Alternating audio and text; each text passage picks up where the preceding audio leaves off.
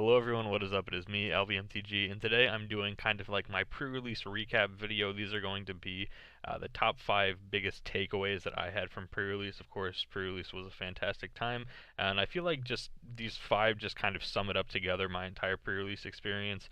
There's going to be a little bit of talk about the format and then a little bit of talk about pre-release itself. So without further ado, we'll just go ahead and get right into it. So the number 5 biggest takeaway is simply don't cheat at pre-release. Unfortunately, we had to disqualify 2 players for cheating at pre-release this time, and it's never a good feeling to have to disqualify someone, but if you're going to cheat, you're going to get caught. It's that simple. What they were doing was they took their 2 pre-release kits and then just made the best decks that they could out of both of them, which is considered sharing your card pool. Of course, you can't do that. You have to play with the cards that you open up. You can't, take cards from someone else's card pool and put them into your own deck. When we called up one of the guys to deck check him, he had 10 rares in his pre-release deck, which obviously is not something that you can do at pre-release. It's basically impossible to open up 10 rares at pre-release. Even with the new pre-release packs, you'd have to get 2 rare, 1 legend, and 1 pre-release promo. You'd have to get 2 rares in that, plus your 6 promos, and then 2 additional pack foil rares in order to have 10 rares in your deck. So that's just how rare it is. And of course, he was obviously cheating. We had to call him out on it. And when you're playing a fourth of the cards in your deck being rares when everyone else is playing fairly with commons and uncommons, it gives you an unfair advantage. So simply just don't cheat. You will get found out, and cheaters never win. Unfortunately, I wish I could say that entirely in this case, but he did open up a pack foil Mox Amber, which is like $120. Which is kind of ridiculous. Very, very high price for that card right now. But simply put, just don't cheat. It's pre-release. It's one of the most laid-back casual events. Just don't cheat and try and enjoy yourself. On to the number 4.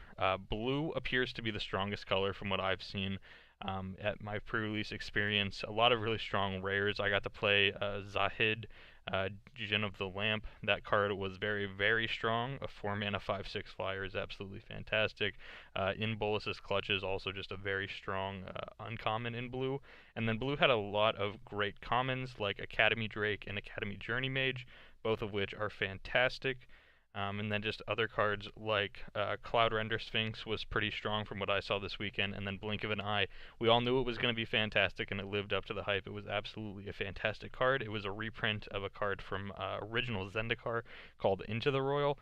For those of you that don't know, and Blink of the Eye was absolutely a fantastic card. So I think my vote for strongest color going into release weekend is going to be that blue is the strongest color. Another talk here about the format, my number 3 biggest takeaway was that it's a very slow, grindy format. There really wasn't much that I saw of aggressive decks being played. That could just be because it was sealed, and sealed always tends to be slower than draft, but in this case, it felt like things were very slow. People were able to do things like, where's Grun? Where's he at? There he is, Grun the Lonely King. I saw people were able to actually kick their Grun the Lonely King, which requires 9 mana. So the format was nice and slow. You were able to do the big, fancy, expensive things that you wanted to be able to do without being worried about just dying too quickly. If we all can recall back to Amonkhet block, that was basically you were dead on turn 4/5 every single time because red-white was absolutely fantastic with things like Gustwalker and not Crop Entangler or something like that. I forget the name of the card, but I think it was an Entangler. It was like a 2/1 that could become exalted and get +2/+1 in trample, +1/+1 in trample. Anyway, it was a very strong card, and so people were able to just do this red-white aggressive thing and just kind of kill you out of nowhere really fast. This format does not appear to be like that. I also got to kick a Josu Vest this weekend, which of course is 10 mana, so like I said, people are able to spend, the mana to do expensive, dumb things, and so it seems like it's going to be a very fun format. There's a lot of opportunities to do things that you want to do in this format. You can do the fun, grindy things without having to worry about getting killed too quickly, like I said. Onto my number 2 takeaway. I had an absolutely fantastic game. My last round, very last game, I had won round 1 against the best player in our shop, without a doubt, best player in our shop, no questions asked, easily the best player. I was up one game against him. The first one went really well for me. I started out, despite saying that there's not many aggressive cards in the format, I started out with a turn 1 Dauntless Bodyguard, so that's 2 power from my 1 drop into, where is it? Knight of New Benalia. Where is she? There she is. Knight of New Benalia, so 3 power then on my 2 drops, so then I was attacking for 5, and then he didn't have a play until turn 3, so I was able to get in basically 7 damage before he was even able to affect the board in any way at all. And so then that led us into game 2, and in game 2, my opponent played, let me get it back up on the screen, played, where is it? There it is.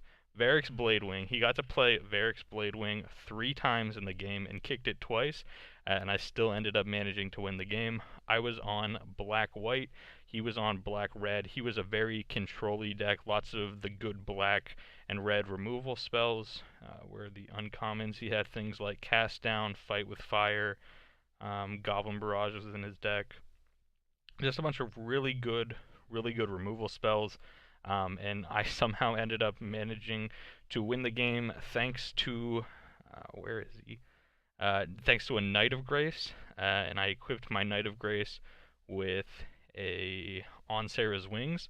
So I made a very strong 2 power first strike creature, and then due to the fact that he was playing black and I was playing black, there was always a black permanent on the field to make the Knight of Grace into a 3/2 first strike with hexproof from black, which also helped because it was very strong against his removal spells, because half of his removal spells couldn't hit it. He could only use the red removal spells on it. So it was a 3/2 with hexproof from black, and then the On Sarah's Wings made it into a 4 power creature with hexproof from black, which was awesome. And so basically every time he was playing his Varric's Bladewing, I'd be able to just kill it straight up, and then the token as well was just able to kill it. At one point he played the Saga, which is, I believe, this one, create an XX, where X is half your life total. That's not the right one. Where is it, this one? Yeah, it's this one, Rite of Belzenlock.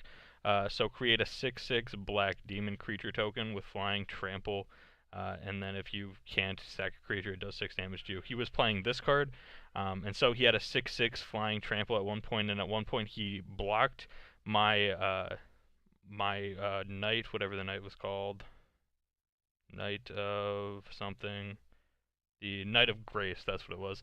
The Knight of Grace, he blocked it, and I managed to make it survive combat by using a Blessing of Belzenlock on it, which notably, it was legendary thanks to the On Sarah's Wings. The On Sarah's Wings makes it legendary, but it already gets lifelink from the On Sarah's Wings, so it wasn't as big of a blowout, gaining the life from that because it already had lifelink.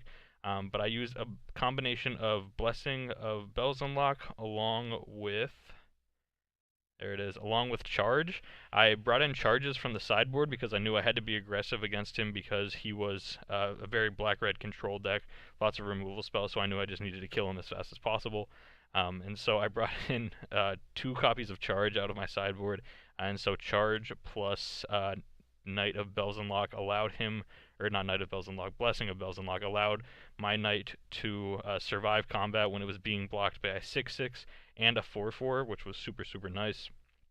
First strike, very important there as well, super, super important. So it was a very, very fantastic card, and things ended up going quite well for me overall this weekend. I had a lot of fun, and that leads me to, real quick, ended up winning that game. Final score was I was at 44 life when my opponent died, and he almost restabilized. Like I said, he was casting Varric's Bladewing 3 times, but as I said earlier, I got to kick a Josu Vest, and it was also in that game to finish him off. Once he finally dealt with my knight using one of his red removal spells, I played a Josu Vest, and it was late in the game, so I was able to kick it, and then he just couldn't deal with it. Despite also having Kazarov on the field, he had a Kazarov out, so he could just dome off some of my menace tokens with Kazarov's ability. However, we still got there in the end thanks to the kick Josu Vest and the power of the knight with On Sarah's Wings on it throughout the game. So That was just a really cool game. It always feels good whenever you can win a game against the person that you know is better than you. It's always a nice little self-confidence booster for you. And so that's definitely what that was. The games that you always remember the most are the ones where cool things happen, or the ones where you take down opponents that you normally can't take down, and that's certainly what happened here. He's an absolutely fantastic player, one of the best players that I know, for sure. And so being able to take him down was a very cool experience in this case, especially just because of how how big the blowouts were with him playing Varric's Blade Wing 3 times, me still managing to win the game, and being at 44 life. So finally, last takeaway. I had a fantastic time. It felt like everyone had a fantastic time, of course, except for the dude who got caught cheating. But nonetheless, everyone else felt like they were having a fantastic time. We had a bunch of new players come in, and this was their first pre-release, and they were all enjoying it as well.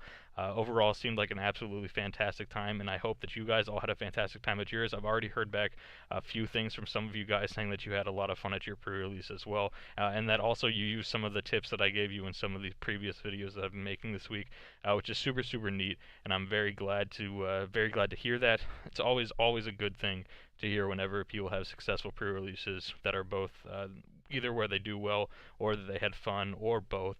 It's absolutely always fantastic. I had a ton of fun at Dominaria. Dominaria feels like it's going to be a fantastic set, and I'm hoping that the draft format will end up going just as well as pre-release ended up going. This is all I have for today. I hope you guys did enjoy this video. These are my 5 biggest takeaways from pre-release. I hope you guys did enjoy your pre-release. Like I said, real quick, we'll recap it and then I'll close out the video. Number 5, simply just don't cheat. It's pre-release. It should be simple. You don't have to cheat. Blue seemed like the strongest color. It seemed like a slow, grindy format. 2, I felt I had one of my good games where I was able to, boost the self-confidence as a player a little bit in one of my games. Despite it being 9 o'clock in the morning and we were all sleep deprived, but none of that stuff matters. I still managed to take them down, and that's what really matters. And then finally, I had a great time, and that the format feels absolutely fantastic.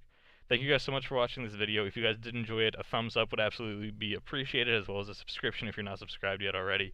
And I will be back here tomorrow with yet another daily video for you guys.